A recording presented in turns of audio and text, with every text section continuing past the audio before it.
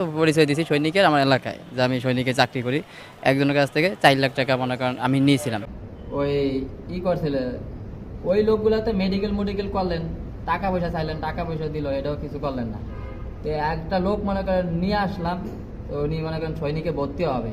এখন নিয়ে এসে আমি মোয়াখালী এসে বসে রয়েছি। আমি আপনার নাম্বার ফোন দিই, ফোন বন্ধ, আপনাকে পাইতেছি না। এগুলা ছবি হয়েছে যেমন এই যে চাকরির কথা বললাম না, ওদের ছবি। যে এদেরকে মনে করেন আনা হয়েছে যে ছবি বলছে যে মনে করেন বাপ মার আইডি কার্ডের ফটোকপি লাগবে, 3 কপি করে ছবি লাগবে। সেনাবাহিনী ধরছে। আমি এই জায়গায় দীর্ঘ আজকে 5-7 দিন ধরে এই জায়গায় আমি হাঁটাচলা করি, যাতায়াত করে এদিকে থাকি, এমনকি এই জায়গায় আমি ক্যাম্পের আশেপাশে ঘোরাফেরা করি। কিছুক্ষণ মনে করেন ঘন্টাখানিক আগে আমি সাইদাবাদ দিকে যাওয়া ধরছি, তখনই আমার 2 জন আইসা আটক করে বলে আপনি কোন ইউনিটের। তখন তাদেরকে আমি বললাম যে আমি 5B-তে। 5B কোথায় আছে প্রশ্ন করলো, তো আমি বললাম যে বগুড়াতে।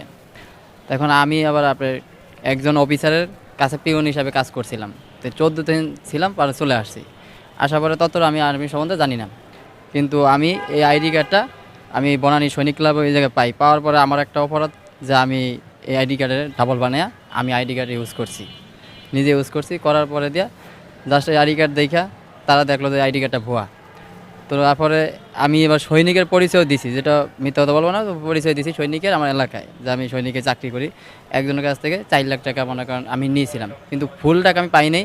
কিন্তু এটা আরেকজনের মাধ্যমে, সে একজন মনে করেন মানে আর্মিতে চাকরি দেবে বইলা আমার বলতো যে লোক আইনে দাও এই কথা বলতো। তো আমি লোক আইনে দিলে সে ওই মেডিকেল করা ওই করার কথা বইলা তাদের কাছ থেকে প্রেশার দেওয়া টাকা দাবি করে।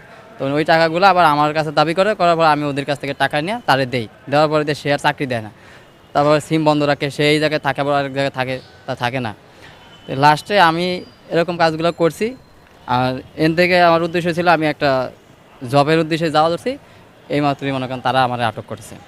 এই গেঞ্জিটা হচ্ছে আপনার সৈনিক ক্লাবে ওই যে কচুখ্যাত বাজারে যে এইসব গেঞ্জি বিক্রি করা হয়, আর্মির অনেক গেঞ্জি টেঞ্জি বিক্রি হয়। আমি 1 বছর আগে চুল এরকম করি আমি কাটি, কারণ আমার একজন বোন জামাই ছিল, মানে সে আর্মিতে জব করে।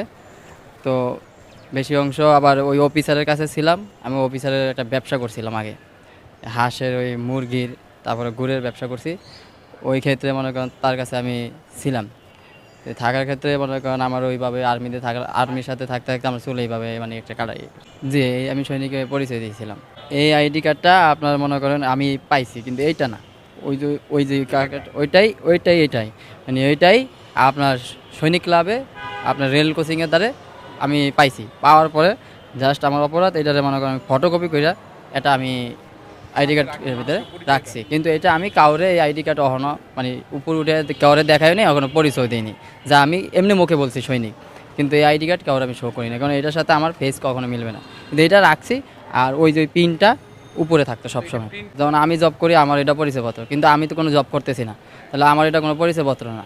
কিন্তু এটা পিন করে রাখা মানে এসে মানে আমি সৈনিক যে পরিচয় দিছি, যদি কেউ যদি ঝুলুমে ধরে পায় তাহলে আমি এটা দেখাবো, ঠিক আছে, কোনো পাবলিক। কিন্তু সরকারি লোককে দেখালে কিন্তু এটা সে বুঝতে পারবে যে এটা ডুপ্লিকেট, আর এটা ফটোকপি করা, এটা কিন্তু অরিজিনাল না।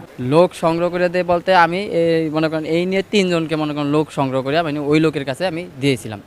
দেওয়ার ক্ষেত্রে ওই লোকের কাছ থেকে 2 জন চলে আসছে, আর একজনের মনে করেন সে মেডিকেল করে বলছে যে চাকরি দিবে, সেই ইন্টারে পরীক্ষা দিতেছে। তাই তার কাছ থেকে 4 লাখ টাকা আমার নেওয়া।